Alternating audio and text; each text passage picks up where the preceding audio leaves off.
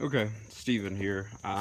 Trying to take this video of my 2011 Jeep Grand Cherokee Laredo that we're replacing the ECT sensor, or the engine cooling temperature sensor, today. As some of people may already know, looking on forums online, it's either a really big pain to get to or it's really expensive from the dealership. Problem is, nobody can tell you where in the world this sensor is, and if they can, they don't have pictures or video to support their findings. So I'm trying to help anyone out there. So comment below, thumbs up, thumbs down, any feedback that you can think of. I tried to shoot this in the daytime. I actually found this sensor last night, obviously by trial and error. So I'm gonna just pretty much show you where it is. So it looks like we've done a lot to the engine. We really haven't. All we've taken is the plastic piece that goes on top and the intake piping that goes around here. That is the only two things that I've taken off. I've moved some wires around over here, which we'll get to in a minute, but it'll just make it a little bit easier if you have bigger arms like me to get in there and actually be able to get a grounding on your hands. Now, a lot of different people will say to remove different things, what have you, because this sensor is on the back of the left-hand cylinder head. It's not on the very back, it's on the side that's facing you if you're standing on the driver's side of the Jeep, but nobody can really tell you where it is. So people will say, remove the inner fender lining. Did that last night. It did not work because all of this inside leading up to the strut is solid.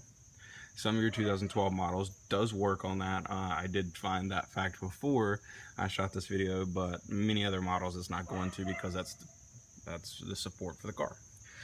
So I'm gonna see if I can get down in here and show you what you're looking for. There is the steering column.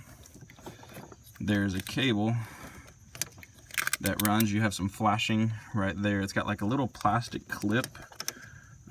What you can look for, if I can get a picture of that clip there it is. It's kind of yellow looking because it's old, 6 years old to be exact.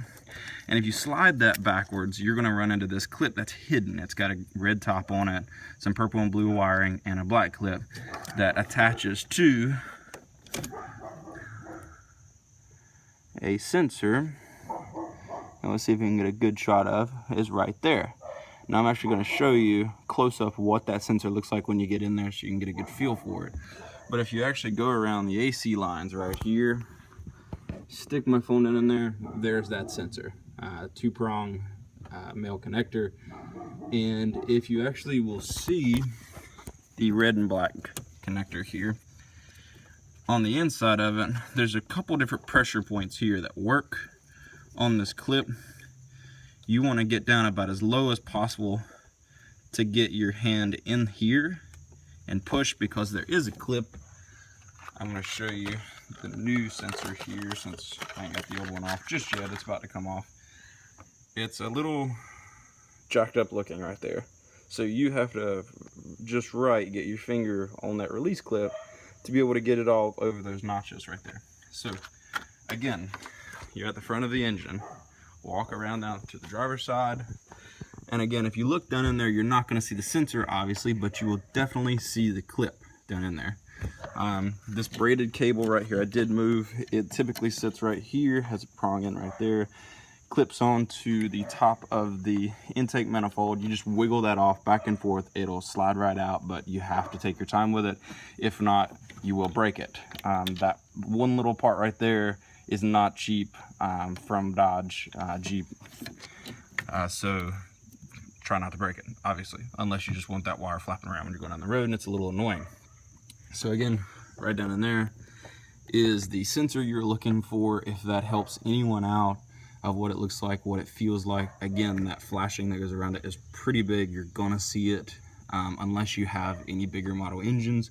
Obviously your space in your engine bay is gonna be filled up a little more. I can't help out with those models, but I'm going to presume that it's relatively close. Why they didn't mount it to the radiator or anywhere near your thermostat blows my mind. So again, if you're throwing that P012A code, it's either going to be your thermostat or your ECT sensor. In this case, I'm going to start out replacing the ECT sensor. Again, make sure you do unplug your negative battery terminal, not necessarily to throw off the check engine light, but that way your new sensor has no power going to it whenever it's hooked up. So you can connect that circuit whenever it goes through. You don't mess up your new sensor, because if so, you could mess it up, and then you think that it's the thermostat when really you just messed up your new sensor. It's $30 going to waste, so try not to do that. Again, subscribe below. Let me know if this video helped you in any way, and good luck hunting for that sensor, and thumbs up, thumbs down, and give us some feedback. Thanks so much for watching.